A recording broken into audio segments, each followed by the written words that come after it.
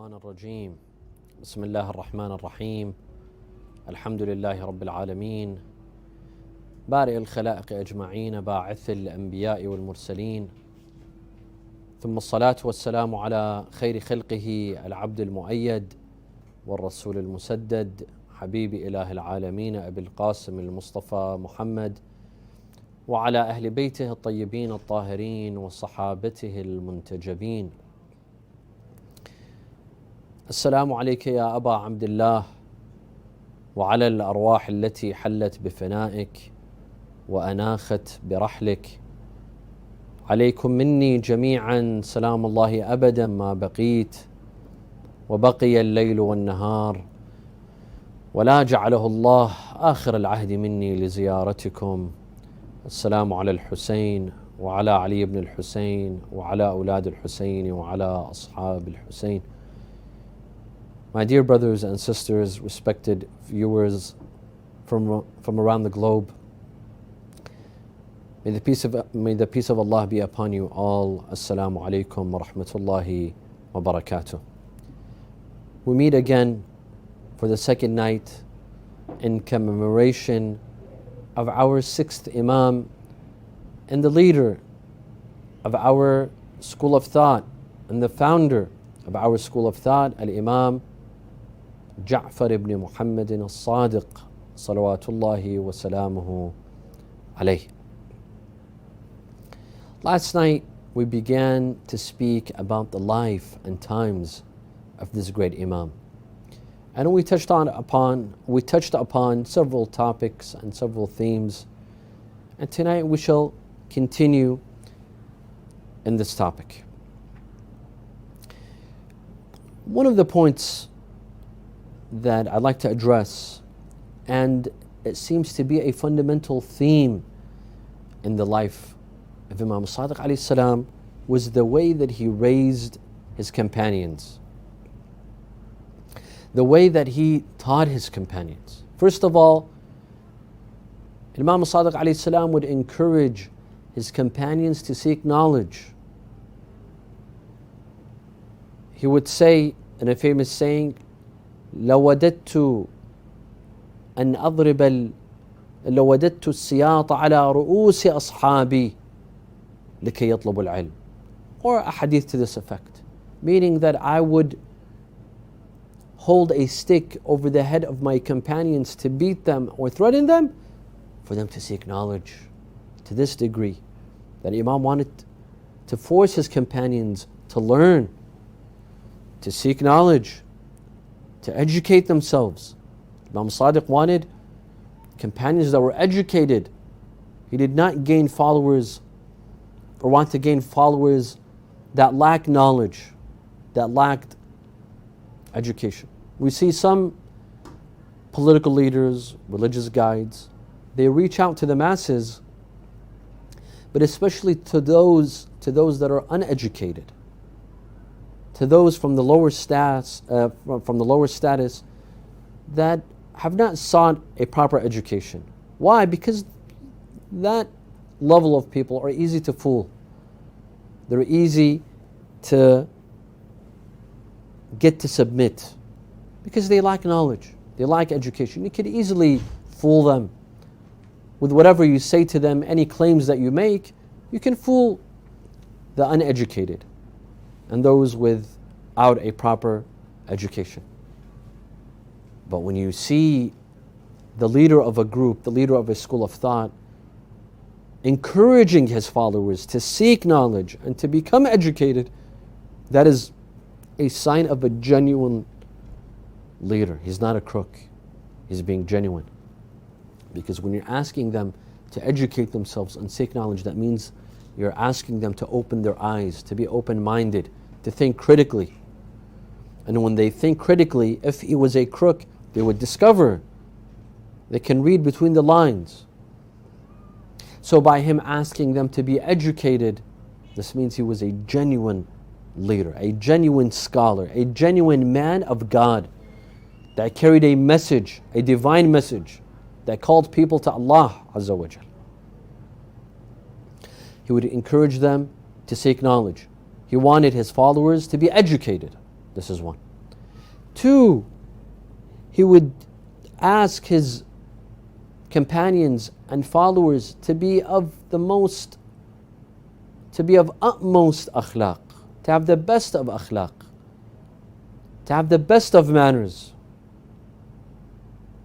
Not just Imam Sadiq alayhi salam, but all of the Imams. In a saying, in a hadith by Imam al-Baqir alayhi salam, he told his companion and his student Jabir al-Ju'fi, he says, ألا إن شيعتنا من أطاع الله وعرف بكثرة الصلاة والصيام وصدق الحديث وأداء الأمانة. You know, there's a lot of people that claim to be Shia, followers of Imam al-Sadiq, followers of Imam al-Baqir, followers of Ali ibn Abi Talib. To be Shia, you have to show it. Show it with deeds and actions, not by sayings, not by claims.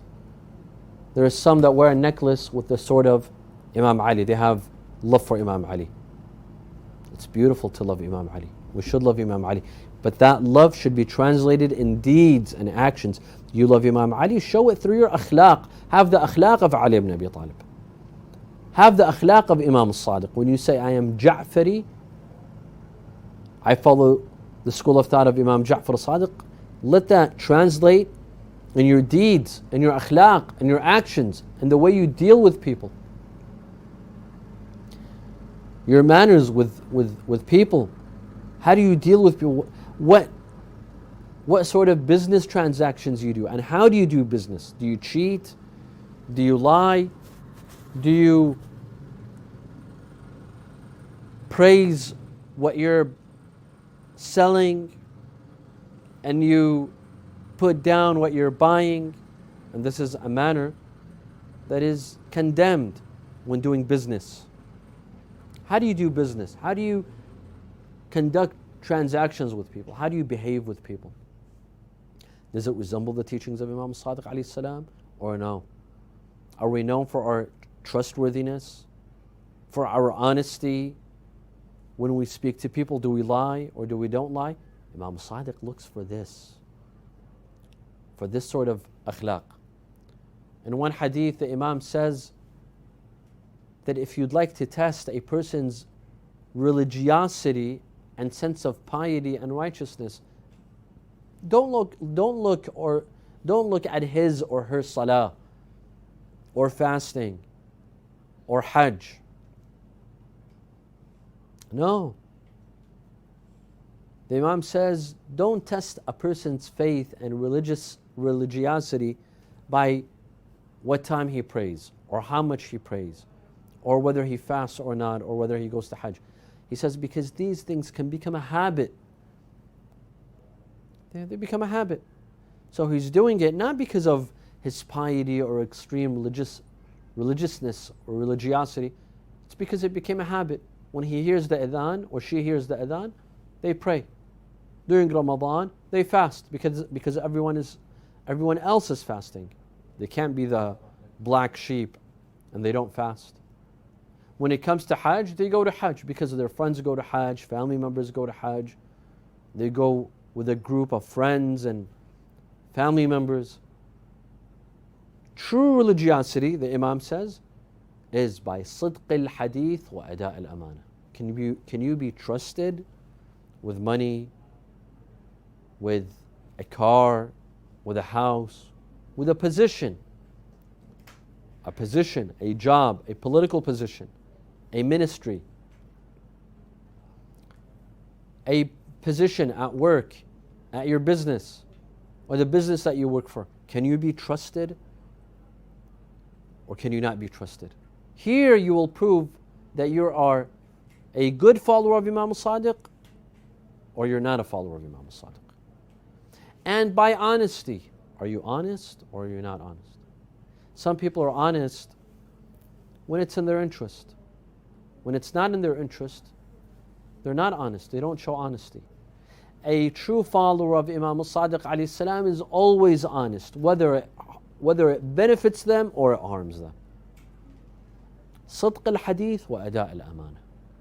This is a sign of religiosity. There's people that pray every day and on time, and they fast in the month of Ramadan, and they go to Hajj every year, and they come for ziyarah every year. They come for ziyarah al-arba'in every year. But test them when it comes to honesty and trustworthiness, they lack both. This is not a follower of Imam Sadiq alayhi salam. Imam Sadiq, one day he saw one of his companions doing something he's not supposed to do. He told him something that became a law, a rule for all of the followers of Imam Sadiq to abide by until the Day of Judgment. He called the companion who was performing that deed secretively. He didn't want to be noticed and seen. Imam Sadiq called him, told him, listen, Al-Hasan min kulli ahadin hasanun wa minka ahsan liqurbika minna. Good deeds are good from everyone, but from you they're better because of your closeness to us, the Ahlul Bayt. والقبيح من كل أحد قبيح ومنك أقبح لقربك منا. And a bad deed is bad when it's done by anyone, but from you it's worse because of your proximity to us. The Imam is giving him a general law that if you want to attach yourself to the Ahlul Bayt, do good and refrain from bad. Because what you do reflects on the Ahlul Bayt. What you do, it reflects on the Ahlul Bayt. Imam Sadiq alayhi salam, he's teaching his companion a lesson. He's telling him, listen, you are close to me. If you want my reputation to be good, do good. Avoid bad. Avoid doing bad. Avoid doing bad and do good, because people will say this is a follower of Imam Sadiq alayhi salam. In another hadith, Imam Sadiq alayhi salam, he says to his companions to do this, to do that. He tells them to do, he gives them guidelines. And then he says, إنكم إن فعلتم ذلك قالوا رحم الله جعفر بن محمد ما أحسن ما كان يؤدب أصحابه. What were the teachings that he would tell them? He would say, صلوا في مساجدهم. The Muslims, go and pray in their mosques. If they have a funeral, go participate in their funeral. صلوا في مساجدهم احضروا جنائزهم اشهدوا لهم وعليهم. The Imam was teaching his companions to mix, to assimilate with the rest of the Muslims, not to live in their own box, live with others. Why? What is the purpose? So that they learn the akhlaq, so that others will learn the akhlaq of Imam al-Sadiq. They will say, these are the Ja'faris. These are the companions of Ja'far ibn Muhammad al-Sadiq. Let's learn from them. Why? Because there were lots of stereotypes against the Shia. There were stereotypes against the companions and the followers of Imam Sadiq alayhi salam. Imam Sadiq wanted those stereotypes to be reduced. He wanted to eradicate and eliminate those stereotypes. He said, live with other Muslims. Even those who don't follow us. Pray in their mosques. Go, eat with them, live with them, attend their funerals. If you're asked to be witnesses for them at court, do so. If you are asked to witness for them or against them, do so. Live with them. Let them see your akhlaq. إنكم إن فعلتم ذلك قالوا رحم الله جعفر بن محمد. When they see your good akhlaq, they will say, may Allah bless Ja'far ibn Muhammad. Look at his followers. Look at his Shia. Look at how he raised his Shia. وَإِنَّكُمْ إِن لَمْ تَفْعَلُوا ذَلِكَ قَالُوا فَعَلَ اللَّهُ كَذَا وَكَذَا بِجَعْفَرِ ibn Muhammad. This is how the Imam says it. He says, if you don't, and if you show bad manners to your fellow Muslims, they will say, may Allah do such and such with Ja'far ibn Muhammad al-Sadiq. مَا أَسْوَأْ مَا كَانَ يُؤَدِّبُ أَصْحَابَهُ. Look at Ja'far ibn Muhammad. May Allah do such and such to him. Look at how he did not discipline his Shia and his followers. You see how Imam Sadiq alayhi salam cared for these etiquettes and morals, how he raised his companions, how he raised his followers. He wanted them to have the best of akhlaq, because it reflects on the school of thought, it reflects on Imam Sadiq and Imam al-Baqir and on the rest of the Imams. When we Shia, we do good, people will say, look at the school of thought of Ahlul Bayt. Look at the school of thought of Imam Sadiq. Look how Imam Sadiq disciplines his people. And when we do bad, they will say, look at Imam Sadiq, how he did not discipline his people, how he did not discipline his followers. So do we want to make Imam Sadiq happy, or do we want to make him sad? Today, I say this to our dear youth, those that are, especially those that live in the West, those that live in non-Muslim countries, we need to be on our best manners and behavior. Because people will say, look, these are Muslims. These are followers of Rasulullah. These are followers of Ja'far Muhammad. Whether there's non-Muslims or there's non-Shia, we have to be representatives of our school of thought. We have to be representatives of Imam Sadiq alayhi salam. We have to make sure that what we do reflects positively in our school of thought. It doesn't reflect negatively. Whether it's at school, at universities, what we do, what we say, the language that we use, the way we behave with others, whether it's in the workforce, in the work field, at work, with colleagues and co-workers, whether it's on the street when you're driving, the way you drive, it is representative of your akhlaq, it is reflective of your akhlaq, of your manners, of your attitude. If you're angry, you show it in your driving. Your driving says a lot about you. At home, with your family, with your friends, let's be careful of the way we behave, because it is reflective of our school of thought. Imam Sadiq alayhi salam, some of his companions, he would ask them not to enter his house. He would tell them, when you're in Medina, don't come to my house, because you performed this and this. You performed such a behavior, you committed such an act or a behavior. And some of the things were not even haram, but they were known for certain behaviors. Imam Sadiq would tell them, don't come to my house. When you're in Medina, I forbid you from coming to my house. Why? Because you will bring me shame. How much shame have we brought Imam Sadiq alayhi salam with our deeds, with our behavior? On social media, online. The many Muslims, the many Shia that are online, that have social media accounts, how do we represent the Ahlul Bayt on social media? What is the sort of language that we use? What are the words that we use? What are the etiquettes and behaviors that we have? Are we good representatives of Imam Sadiq alayhi salam? This is a very important question that we ask. Another very important matter that Imam Sadiq alayhi salam taught his companions is that do not rely upon our love of Ahlul Bayt only, without having good deeds, without having good actions. You have to pray, and you have to fast, and you have to pay your dues.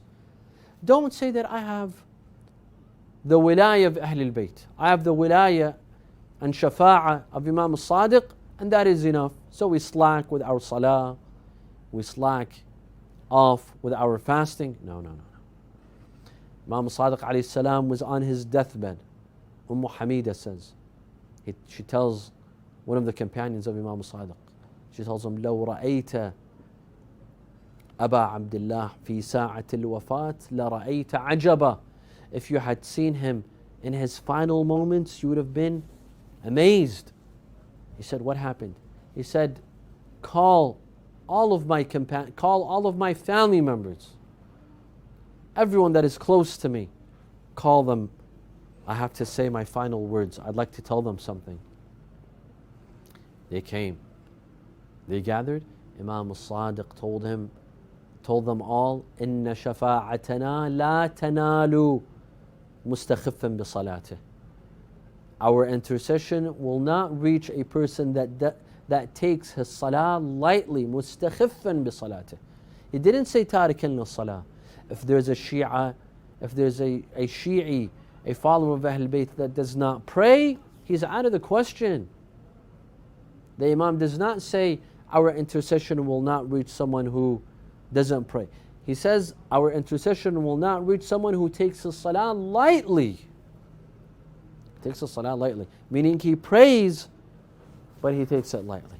Instead of praying on time, he delays his salah for an hour or two.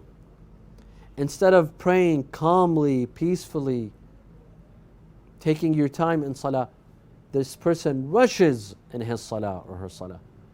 Instead of sitting after salah and performing ta'qibat, this person immediately gets up and goes and takes care of his worldly matters. This person takes salah lightly. Imam Sadiq says that this sort of person will not receive our intercession. لا تنال صلاتنا لا تنال شفاعتنا أو لا تنال شفاعتنا مستخفا بصلاته. This is regarding salah. Regarding fasting, he has so many narrations on fasting. He would say لا يكن يوم فطرك لا يكن يوم صومك كيوم فطرك. The day that you're fasting should not be equivalent to the day that you're not fasting. There should be a difference. There should be a difference in your akhlaq, in your manners, in your behavior towards your family, your friends, towards the poor, towards your faith, towards your religion. Fasting should have an effect on you. It should be seen and reflective in your deeds and actions. People should say, this person is fasting. We can see it in his deeds, in his actions, in his tongue. He doesn't say the things that he would say normally. He doesn't see the things that he would see normally.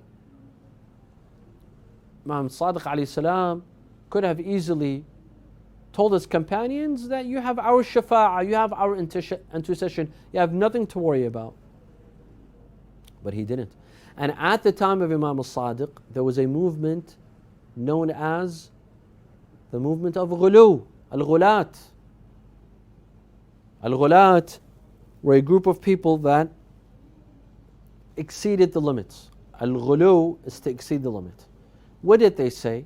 One of their teachings, al-ghulat, one of their teachings was that we, the Shia, we do not need to perform salah and fasting. We don't need to pray and we don't need to fast.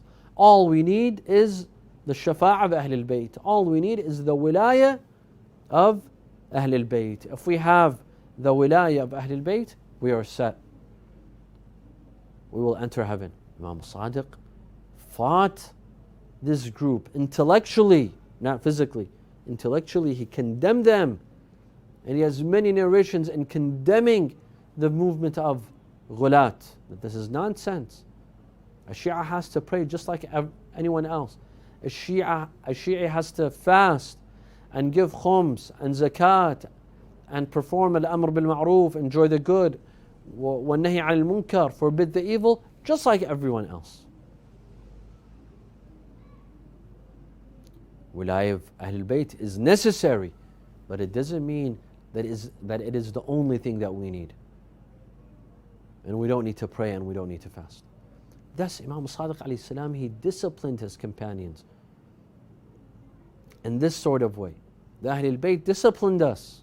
They disciplined their companions. Imam Sadiq would tell his companions not to use foul language. Just like Amir al-Mu'mineen alayhi salam, just like the Quran. And the Quran says, وَلَا تَسُبُّوا الَّذِينَ يَدْعُونَ مِن دُونِ اللَّهِ فَيَسُبُّوا اللَّهَ عَدْوًا مِنْ غَيْرِ عِلْمٍ. do not curse, do not use foul language. Sab means profanity. Do not use profanity against or on those that do not worship Allah, or those that worship other than Allah. Because when you use profanity against them, they will use profanity against you and against Allah. Don't use profanity against their deities or those that they worship, because they will curse Allah.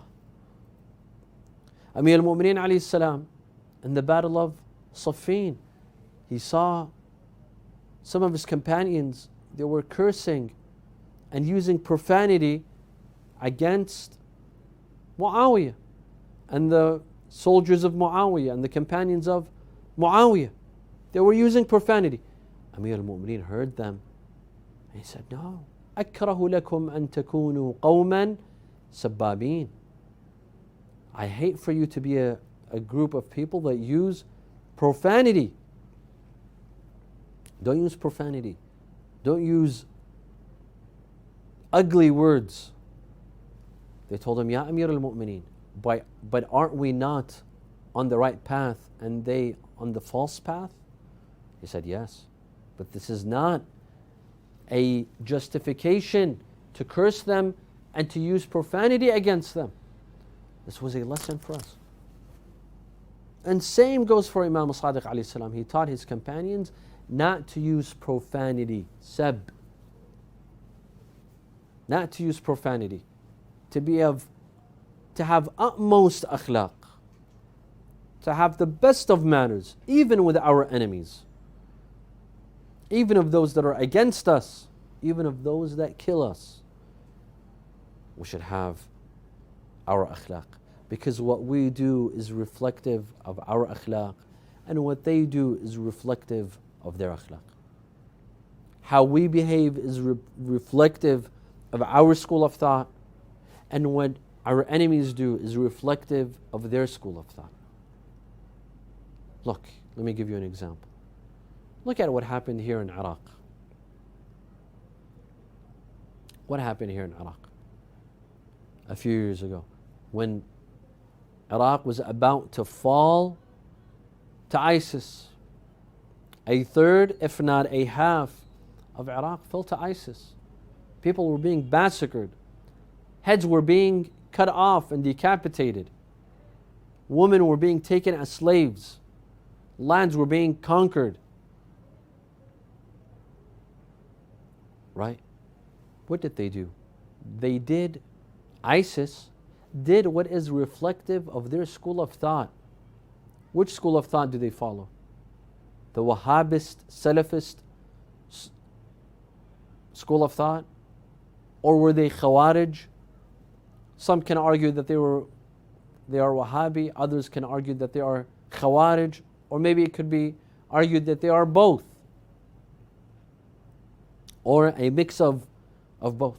What they did was reflective of their school of thought and of whom they revere. They revere Khalid ibn al-Walid. Look at what Khalid ibn al-Walid did. In Hurub al-Ridda, the wars of apostasy, as they claimed, they attacked those who did not pay zakat and did not give allegiance to the Khilafah at the time. This was during the time of the first Khalifa. And some of them, they did not give their zakat, not on purpose, because they felt this is not the true Imam that was appointed by Rasulullah sallallahu alaihi wasallam. One of them was Malik ibn Nuwayra. Malik ibn Nuwayra refused to give his zakat to the authorities at the time. Khalid ibn al-Walid went. He murdered Malik ibn Nuwayra, who was a follower of Imam Ali alayhi salam. He murdered him. And then he took his wife and he slept with his wife in the same night. He committed adultery.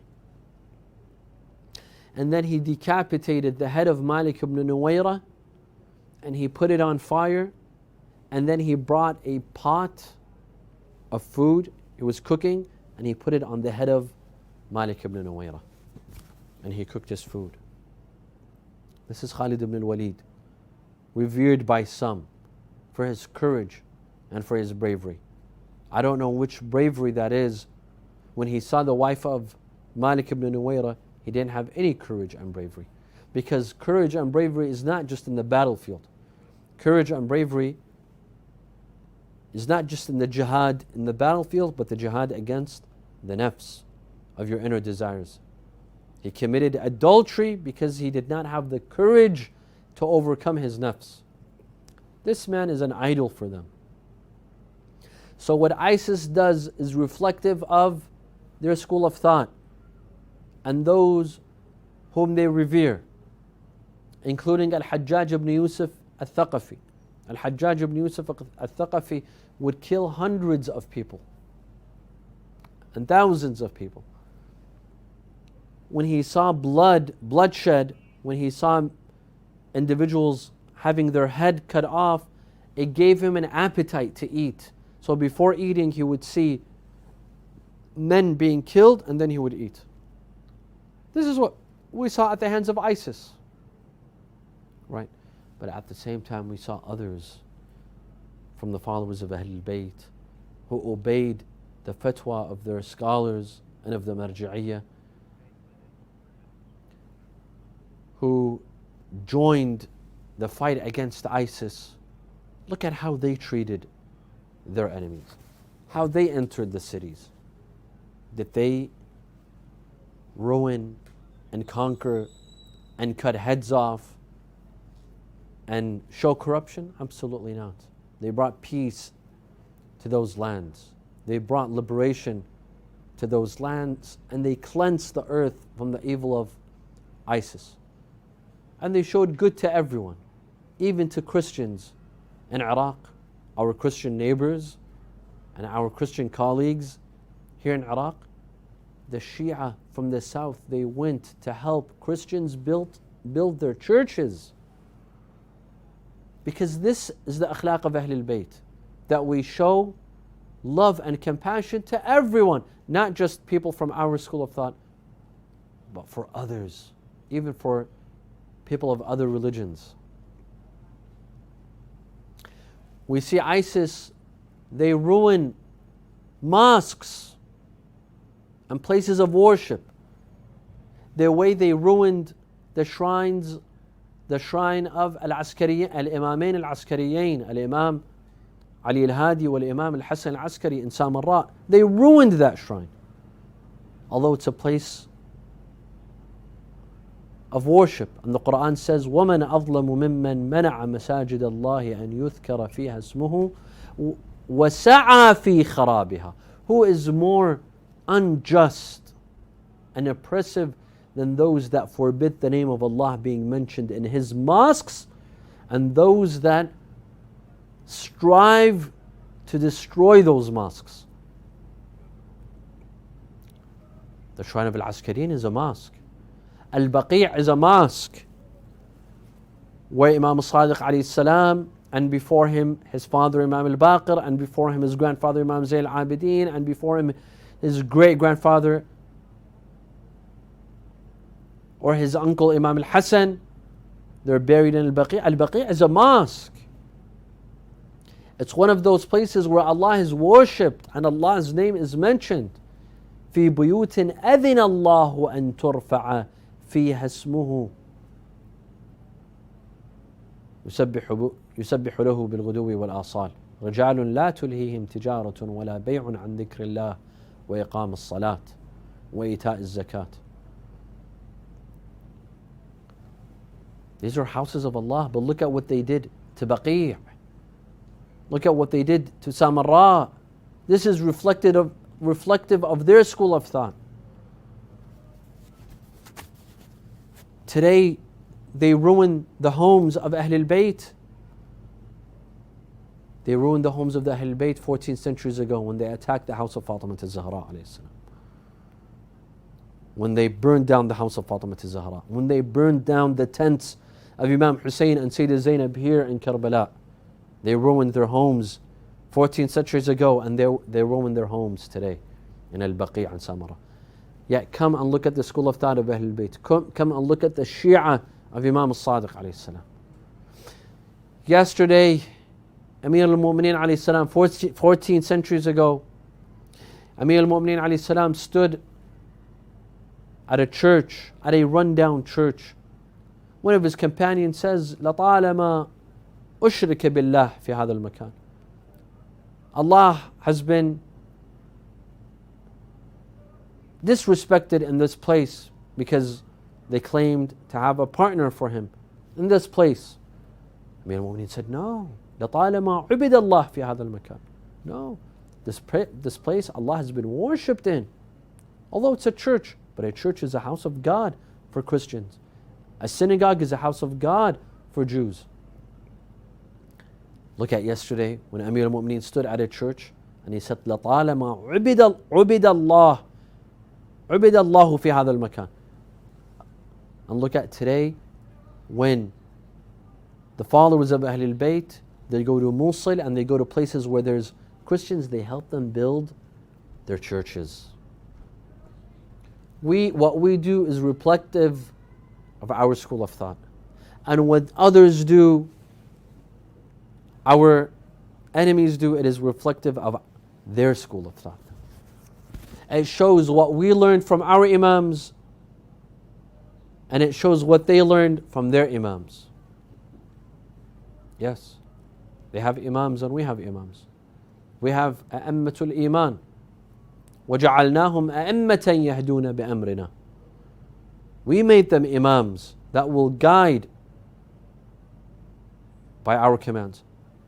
And they have Imams. أُولَٰئِكَ أَئِمَّةُ الْكُفْرِ. The Quran says أَئِمَّةُ الْكُفْرِ. There's the Imams of belief and there's Imams of disbelief. We are followers of Imam Sadiq alayhi salam. And we are proud to be followers of Imam Sadiq. Imam Sadiq taught us how to have akhlaq, how to have manners, how to have ethics, how to implement the Quran. Imam Sadiq told us to take care of our salah and of our fasting. Imam Sadiq told us to be honest and to be trustworthy.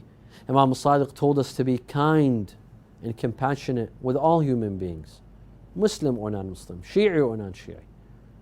And he would say, إن فعلتم ذلك قالوا رحم الله جعفر ibn Muhammad. Remember this, remember this. Imam Sadiq would tell us, when you do good, people will say, may Allah bless Ja'far ibn Muhammad, because he disciplined his companions. And when you do bad, Imam says, they will say, فعل الله كذا وكذا بجعفر ibn Muhammad. May Allah do this and that to Ja'far ibn Muhammad, because he did not discipline his companions. Let us be reflective of Imam Sadiq. At work, at school, at university, on the streets, on social media, the way we behave, the way we represent our school of thought. Let us make Imam Sadiq alayhi salam proud of us. Let us know the value of the name of Ja'fari. When you say, I am a Ja'fari, know what it carries. And if we are not up to the responsibility, don't say you are Ja'fari. Don't say Shia unless you are up to the responsibility. You are up to the standard. I ask Allah Azza wa Jal to grant us the ziyarah of Imam Sadiq in that lonely cemetery of Al-Baqi' in this life, and to grant us his intercession in the next, and the intercession of Rasulullah. اللهم صل على محمد وآل محمد وعجل فرجهم وآخر دعوانا أن الحمد لله رب العالمين وصلى الله على سيدنا محمد وآله الطيبين الطاهرين والسلام عليكم جميعا ورحمة الله وبركاته.